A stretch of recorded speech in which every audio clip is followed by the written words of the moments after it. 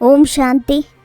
ಶಿವಬಾಬಾರವರಿಂದ ರಚಿಸಿರುವ ಈ ರುದ್ರ ಜ್ಞಾನ ಯಜ್ಞವನ್ನು ನೀವು ಬಹಳ ಸಂಪಾಲನೆ ಮಾಡಬೇಕಾಗಿದೆ. ಇದು ಸ್ವರಾಜ್ಯವನ್ನು ಪಡೆಯುವುದಕ್ಕಾಗಿ ಬೇಅದ್ದಿನ ಯಜ್ಞವಾಗಿದೆ. ಈ ರುದ್ರ ಯಜ್ಞದಿಂದ ನಾವು ಕವಡೆಯಿಂದ ವಜ್ರ ಸಮಾನರಾಗುತ್ತೇವೆ. ಇದರಲ್ಲಿ ಇಡೀ ಹಳೆಯ ಪ್ರಪಂಚವು ಸ್ವಾಹ ಆಗುತ್ತದೆ. ಈ ಹಳೆಯ ಶರೀರವನ್ನು ಸಹ ಸ್ವಾಹ ಮಾಡಬೇಕಾಗಿದೆ. ಯಜ್ಞದಲ್ಲಿ ವಿಘ್ನವಾಗುವಂತಹ ಯಾವುದೇ ನಿಯಮಕ್ಕೆ ವಿರುದ್ಧವಾದ ಕರ್ಮ ಮಾಡಬಾರದು. ಯಾವಾಗ ಇದರ ಪ್ರತಿ ಗಮನವಿರುವುದೋ ಆಗಲೇ ಗೌರವವನ್ನಿಡಲು ಸಾಧ್ಯ. ಈಗ ಇದು ರಾಜಸ್ವ ಅಶ್ವಮೇಧ ಅವಿನಾಶಿ ರುದ್ರ ಜ್ಞಾನ ಯಜ್ಞವಾಗಿದೆ. ಇದರ ರಚಯಿತರು ಮಾತಾಪಿತರಾಗಿದ್ದಾರೆ. ನೀವೆಲ್ಲರೂ ಈ ಯಜ್ಞದ ಸಂಪಾಲನೆ ಮಾಡಬೇಕಾಗಿದೆ. ಯಜ್ಞದಲ್ಲಿ ಅನೇಕ ಮಕ್ಕಳು ಬಂದು ತಮ್ಮ ತಂದೆಯಿಂದ ಆಸ್ತಿಯನ್ನು ಪಡೆಯಲು ಬಲೆ ತಾನು ತೆಗೆದುಕೊಳ್ಳಲು ಸಾಧ್ಯವಿಲ್ಲ. ಬಿಡುವಿಲ್ಲವೆಂದರೆ ಅನ್ಯರಿಗಾದರೂ ನಿಮಂತ್ರಣ ಕೊಡಬೇಕು.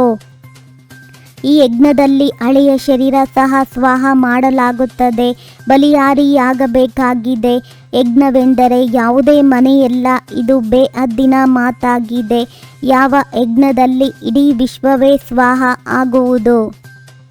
ನಿರಾಕಾರನಿಗಂತೂ ಶರೀರವಿಲ್ಲ. ಆದ್ದರಿಂದ ತಂದೆಯು ತಿಳಿಸುತ್ತಾರೆ, ಈ ಸಾಕಾರಿ ತಂದೆಯನ್ನು ನೀವು ನೋಡಬೇಡಿ, ನನ್ನೊಬ್ಬನನ್ನೇ ನೆನಪು ಮಾಡಿ. ಈ ಬ್ರಹ್ಮರವರು ಸಹ ನನ್ನನ್ನೇ ನೆನಪು ಮಾಡುತ್ತಾರೆ. ತಂದೆಯು ತಿಳಿಸುತ್ತಾರೆ, ಮಕ್ಕಳೇ, ಮನ್ಮನಾಭವ, ನನ್ನನ್ನು ನೆನಪು ಮಾಡಿ. ಆದರೆ ನಾನು ಸಹ ಇವರ ಮೂಲಕವೇ ತಿಳಿಸುತ್ತೇನಲ್ಲವೇ. ಅಂದ ಮೇಲೆ ಇವರಿಗೂ ಗೌರವ ಕೊಡಬೇಕು. ನಾಟಕವನ್ನು ಸಾಕ್ಷಿಯಾಗಿದ್ದು ನೋಡಬೇಕಾಗಿದೆ. ಮಕ್ಕಳಿಗೆ ಯಜ್ಞದ ಪ್ರತಿ ಬಹಳ ಗೌರವವಿರಬೇಕು. ಯಜ್ಞದ ಒಂದು ಪೈಸೆಯನ್ನೂ ಸಹ ಅನುಮತಿ ಇಲ್ಲದೆ ತೆಗೆದುಕೊಳ್ಳಬಾರದು. ತಂದೆಯು ಯಾವಾಗಲೂ ತಿಳಿಸುತ್ತಾರೆ, ಮಕ್ಕಳೇ, ಒಳಗೆ ಯಾವುದೇ ದ್ವಂದ್ವವಿರಬಾರದು. ಹೃದಯವು ಸ್ವಚ್ಛವಾಗಿದ್ದರೆ ಅಂತಿಮ ಕ್ಷಣದಲ್ಲಿ ಏನು ಮುಂದೆ ಬರುವುದಿಲ್ಲ. ನೀವು ನಿಮ್ಮ ಪ್ರತಿಜ್ಞೆಯಾಗಿದೆ, ಬಾಬಾ ತಾವು ಏನನ್ನು ತಿನ್ನಿಸುತ್ತೀರೋ ಅದನ್ನೇ ತಿನ್ನುವೆವು. ಈ ರೀತಿ ಹೇಳಿದ ನಂತರ ಅದರಂತೆ ನಡೆಯಲಿಲ್ಲವೆಂದರೆ ದುರ್ಗತಿಯಾಗಿ ಬಿಡುತ್ತದೆ. ನೀವು ಮಕ್ಕಳು ಶ್ರೀಮತದಂತೆ ಪುರುಷಾರ್ಥ ಮಾಡಬೇಕಾಗಿದೆ. ತನ್ನ ಮತದಂತೆ ನಡೆದರೆ ತಮಗೆ ಮೋಸ ಮಾಡಿಕೊಳ್ಳುತ್ತೀರಿ. ಇದು ಶಿವ ತಂದೆಯು ರಚಿಸಿರುವ ಜ್ಞಾನ ಯಜ್ಞವಾಗಿದೆ. ಬಿರುಗಾಳಿಗಳಂತೂ ಬಹಳ ಬರುತ್ತವೆ. ಸತ್ಯದ ದೋಣಿಯು ಅಲುಗಾಡುವುದೇ ಹೊರತು ಮುಳುಗುವುದಿಲ್ಲವೆಂದು ಹೇಳುತ್ತಾರೆ. ಅಂದಾಗ ಈಗ ಶಿರಸಾಗರದ ಕಡೆ ಹೋಗಬೇಕಾಗಿದೆ.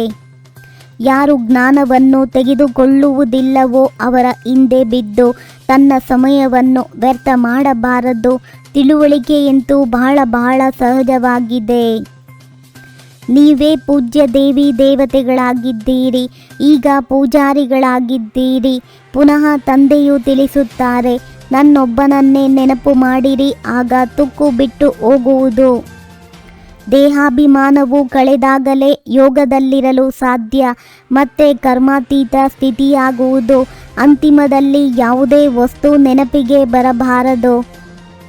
ಎಷ್ಟು ಸಾಧ್ಯವೋ ಅಷ್ಟು ಸತ್ಯ ಹೃದಯದಿಂದ ಸತ್ಯ ಸಾಹೇಬನನ್ನು ರಾಜಿ ಮಾಡಿಕೊಳ್ಳಿ.